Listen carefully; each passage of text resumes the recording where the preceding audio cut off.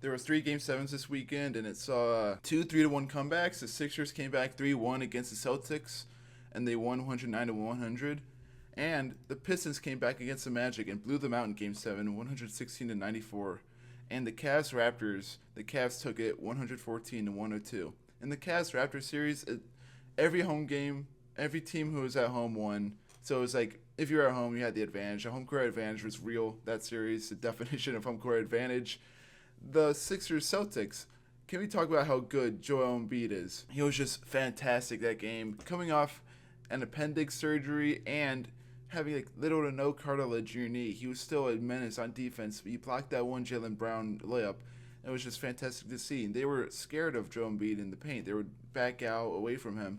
And his defensive presence, even at his age and injury history, is still amazing.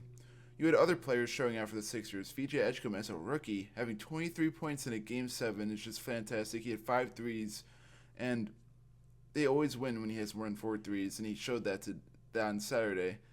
Tyrese Maxey, again, he's just flat out amazing. He had 30, 11, and 7. He's just a fantastic player, and if they can keep it up, they have a shot against the Knicks. The Knicks and Sixers went back and forth this year. They were 2-2, I guess, and they just had some matchups. So this is not an easy matchup for the Knicks in any form or fashion. This series might go 6, and you never know. The Sixers might win, but we will have to see.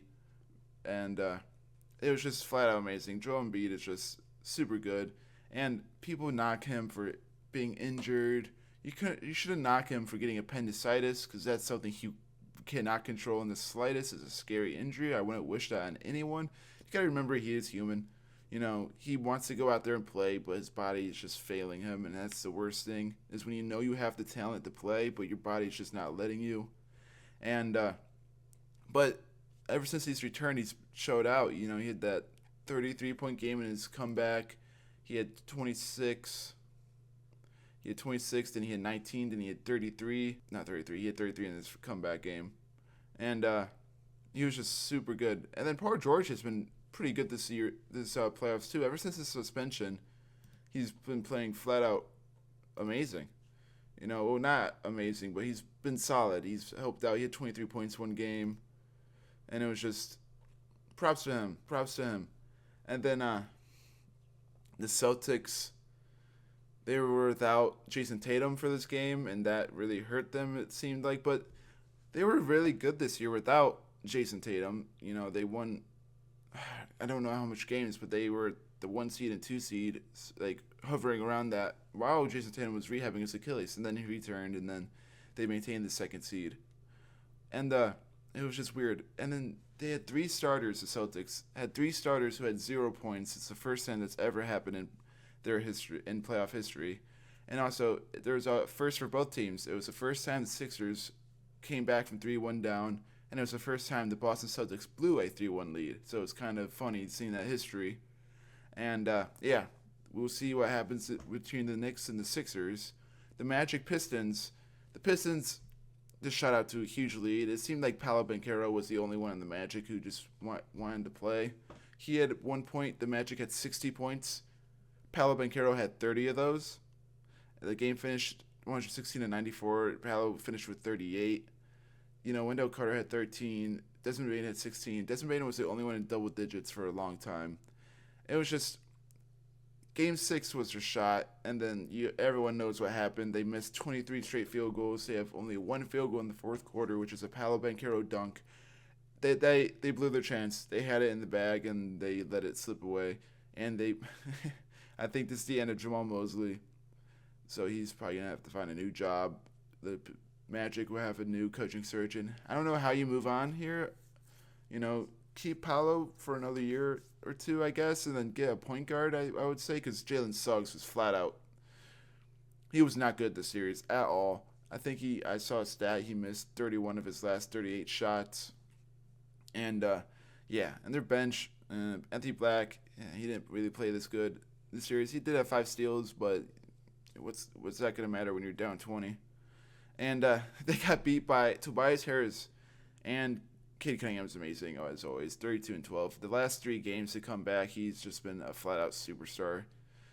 Props to him. He's been wearing that lung thing on his under his jersey, like a big padded thing under his jersey, and he's been playing with that because of his collapsed lung, and it's just like, holy crap, props to him. And Tobias Harris, as I said, he had 30, probably his best playoff game performance of his career. He won his first game 7, so that's props to him. The Cavs Pistons, this will be an interesting series because the Pistons, I don't know, I don't have much faith in them after this, but they did come back against the Magic. And Cade Cunningham is flat out outstanding. If he could keep this up against the Cavs, we'll see. The Cavs have a good defensive front court and obviously a star-studded backcourt with James Harden and Donovan Mitchell. But we'll see. It'll be a great, great series. Both of these Eastern Conference series in the second round are great, and they have potential to go 6 or 7 games. And it'll be a fun watch. And then Cavs did beat the Raptors handedly yesterday, 114 and 102. Jared Allen went off 22 and 19. It was just they controlled the whole pace. They controlled everything. Donovan Mitchell was amazing. James Harden was great, and yeah, it was just a smooth sailing for the Cavs. And but props to the Raptors. I thought the Raptors was gonna lose in like 5 games, but then they won their 2 games at home, put the 2-2, then they lost game 5 and put 5-2, and they won that game 6 off that Halliburton-esque game winner.